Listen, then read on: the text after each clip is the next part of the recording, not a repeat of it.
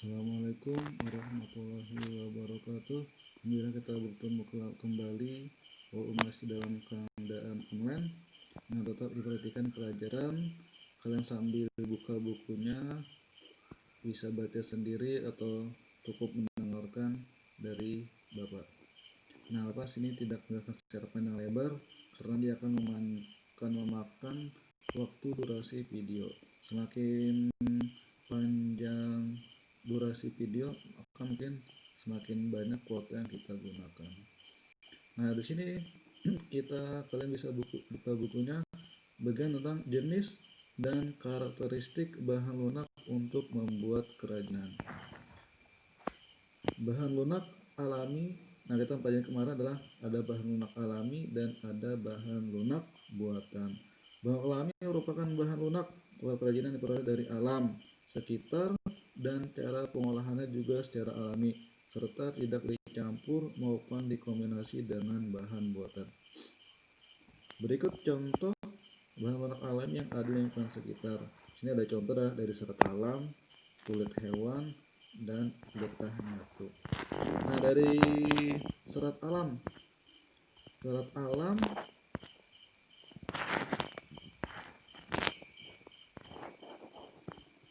jenis serat alam yang banyak digunakan adalah pembuatan kerajinan seperti daun pandan, mendong, eceng gondok, pelepah daun pisang, daun jagung, dan sebagainya. Nah, teknik untuk pembuatan adalah dia dengan cara menganyam. Terus hasil yang dihasilkan dari kerajinan tersebut misalnya ada tas, dompet, topi, alas meja, dan tempat lampu. Terus yang kedua adalah kulit hewan. Nah, kulit hewan yang biasa digunakan tuh seperti kulit sapi, kambing, kerbau, buaya, dan sebagainya.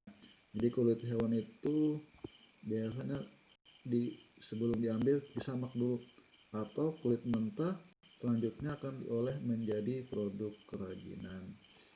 Nah, di sini ada dua ciri kerajinan dari kulit hewan yang bisa digunakan. Itu adalah kulit alami, jika terbakar akan berbau seperti sate. Terus yang kedua adalah kulit tidak tahan air, jika terkena air akan merusak struktur kulit. Nah, kan sekarang banyak misalnya ada dompet, itu kan tidak mesti kulitnya asli, jadi ada namanya kulit imitasi. Nah, jadi kalau dia kulitnya secara alami, dia ada dua ciri seperti ini. Dia terbakar seperti sate, terus dia tidak tahan air. Jika air akan merusak struktur kulit. Nah, sekarang banyak, makanya kalau beli misalnya dompet itu dari kulit, harganya murah, itu namanya kulit imitasi, bukan kulit asli. Yang ini adalah getah nyatu. Bahan lunak alami yang dalam pembuatan kerajinan juga berasal dari tanaman. Bahan alam yang juga digunakan untuk membuat kerajinan bahan lunak adalah getah nyatu. Dia berasal dari pohon nyatu. Nah, berikut tahapan pengolahan getah nyatu. Pertama adalah awalnya batang pohon yang sudah dipanen dipisahkan dari kulitnya. Kalau kita bahasa Banjar itu namanya nurih. Kan bisa diturih dulu, terus nanti keluar sendiri getahnya, lalu ditanai dalam bahasa tanah. Terus yang kedua, batang yang direbus untuk mendapatkan getah yang baik. Proses perebusan batang pohon nyatu dilakukan sebanyak 3 kali. Direbus, terus yang kedua setelah direbus, terus direbusnya 2 kali. Nah, setelah direbus 2 kali, terus ditambahkan pewarna pada getah tersebut. Nah, setelah direbus dan pewarnaan, getah masuk proses selanjutnya adalah pembentukan. Proses pembentukan dilakukan dengan getahnya itu masih dalam keadaan panas. Nah, lanjut yang D ada tanah liat. Tanah liat merupakan salah satu bahan lunak yang terdapat di lingkungan sekitar. Tanah liat dihasilkan oleh alam yang berasal dari pelapukan kerak bumi. Nah, kalau tanah liat nih, kenapa sih tahu? Mungkin kalau dulu SD sering praktek dari tanah liat. Nah, sini ciri-ciri tanah liat. Pertama adalah tekstur tanah liat cenderung lengket dalam keadaan basah dan kuat menyatu dalam antara butiran tanah yang satu dengan lainnya. Dalam keadaan kering, tanahnya terpecah secara halus. Terus yang ketiga adalah kulit sulit menyerap air sehingga lahan yang berupa tanah liat primer tidak cocok untuk dijadikan sebagai lahan pertanian. Terus ini adalah merupakan bahan baku pembuat tembikar dan kerajinan tangan lainnya yang dalam pembuatannya harus dibakar. Jenis tanah liat Indonesia ada dua, ada primer dan ada sekunder.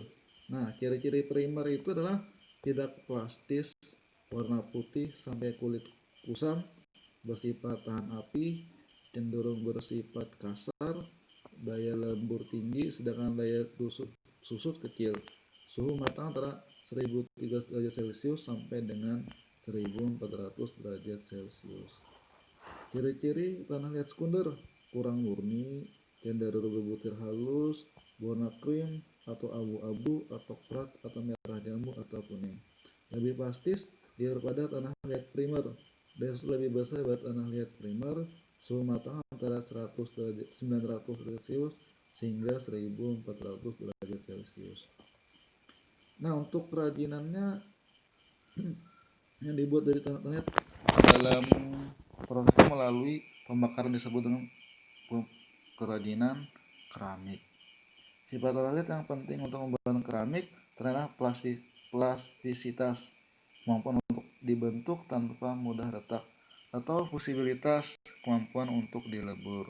Contoh kerajinan adalah antara lain gerabah, pas, guci, dan sebagainya. Terus yang adalah floor clay, rumah lunak yang digunakan untuk membuat kerajinan, berasal dari adonan tepung yang dilumat hingga kalis dan mudah dibentuk. Dalam pembuatannya volker dicampur dengan air. Adapun kurang dari bahan ini adalah tidak tahan air, dikarenakan juga terkena air akan mudah rusak. Nah, itulah 5 contoh kerajinan dari bahan lunak alami. Lanjut bahan lunak buatan. Nah, di sini ada terdapat beberapa jenis bahan lunak buatan. Yang pertama polyethylene clay dan polymer clay.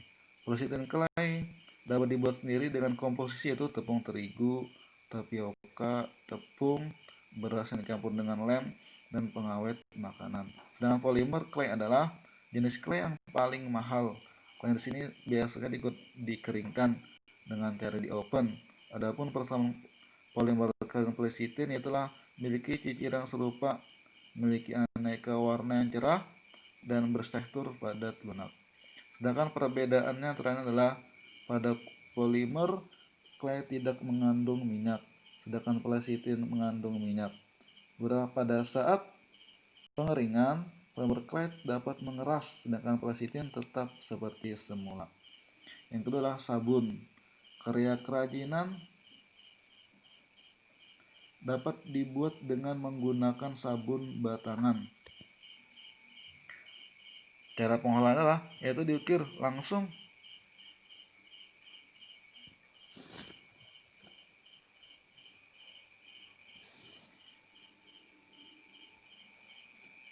Sorry. Ini tadi tentang kita lanjut ke selanjut tentang yang bagian fiberglass. Fiberglass adalah campuran atau perpaduan beberapa bahan kimia atau yang disebut juga bahan komposit yang bereaksi satu sama lain dan beberapa bahan kimia komposit yang bereaksi satu sama lain dan mengalami pengerasan dalam waktu tertentu. Bahan fiberglass ini kelebihan terakhir murah, mudah dibentuk, dan tentu saja lebih ringan, fleksibel. Cirinya ada 6. Kalian baca karena kita untuk hemat. Terus yang dia adalah gips, bahan mineral yang tidak larut dengan air dalam waktu yang lama jika sudah menjadi padat. Komponen gips ada jenis hidrat kalsium, sulfat, dan beberapa mineral seperti karbonat, borat, nitrat, dan sulfat yang dapat lepas sehingga gips dalam proses pengerasan terasa panas. Yang terakhir adalah parafin. Ini parafin lah, bukan parafen. Adalah satu bentuk dari hasil olahan minyak bumi. Parafin menjadi bahan dasar dalam pembuatan produk kerajinan lilin hias. Adapun ciri-ciri perapian dalam pembuatan bahan kerajinan sebagai berikut. Satu, perapian berwujud padat, namun jika dipanaskan akan mencair. Yang kedua adalah pengolahan kerajinan dengan bahan lilin, dan perapian dilakukan dengan cara cetak atau dor. Nah, ini adalah materi kita tentang jenis dan karakteristik bahan lunak untuk membuat kerajinan. Nah, jadi bagi kalian yang belum punya buku itu dicatat karena nah, lanjut tentang latihan siswa. Nah, kalau kalian sambil buka buku di bawahnya situ ada latihan siswa. Nah, bagi kalian yang belum punya buku, kalian bisa catat soal yang Bapak bacakan. Soal nomor 1. Apakah yang dimaksud bahan lunak alami? Lanjut soal nomor 2. Sebutkan jenis kulit hewan yang dapat dijadikan bahan kerajinan. Nomor 3. Tuliskan ciri-ciri tanah liat primer. Yang keempat, jelaskan mengenai bahan lunak buatan yang disebut fiberglass. Nomor 5, apa sajakah ciri-ciri parafin? Ya, tugas kali ini setelah kalian tadi menyimak materi dan membaca di buku juga, kalian kerjakan di kertas dan dikumpul di grup prakarya kelas 8. Semua kelas Bapak bikin grup untuk pelajaran prakarya. Nah, kelas 8 kalian masuk, misalnya kelas 8A ada grup 8A, 8B ada grup 8B, kelas 8C ada grup 8C. Kalian kumpul situ, nanti ada instruksi selanjutnya setelah ini. Nah, sekian, terima kasih. Assalamualaikum warahmatullahi wabarakatuh.